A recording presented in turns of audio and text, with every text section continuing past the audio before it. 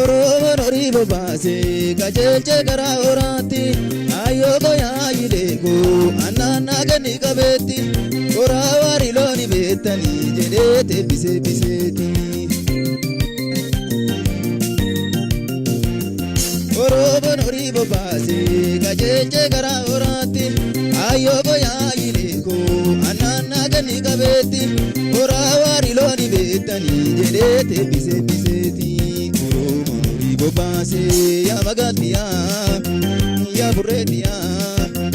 ya bogetia agalubokisa gagaliga jabi marate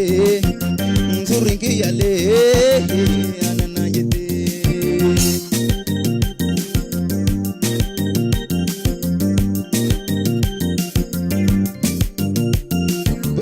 abagol baba kubsa agadeti minambusa Sanguta mona yasa geje margadesisa Kubsan sako adi muchigar pananani Kurabe aloni Kachikumbe nesini Kurabe aloni Kanumambe nesini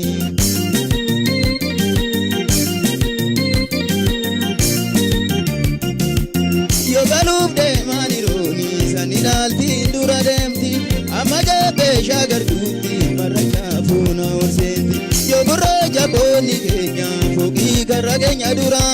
Way garona bora Yada desena joduma Solatio ጥሩ ነው ድምጽህ መስራት የምትችል ይመስለኛል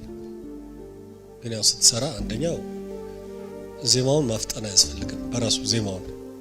ሁለተኛ ደረጃ ደግሞ ከሪትም ጋር ከሙዚቃ ምቱ ጋር ከዜማው ስሜት ሳትወጣ ጠብቀ መስራት መቻል ያስፈልጋል እነዚህን አጣጣው ከሰራ ድምጽህን በአግባቡ መጠቀም የምትችልበት እድል ስለሚኖር የተሻለ ደረጃ ላይ ልትገኝ የምትችልበት ሁኔታ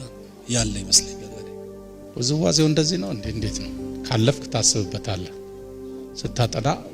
አብረህ እንደዛ ብታጠና ጥሩ ነው የሚሆነው አንተ የሚስብ ነገር ሊሆን ስለሚችል ማለት ነው ካለዚያ ግን ጥልጌጥ ይሆናል ውጤቱን በኋላ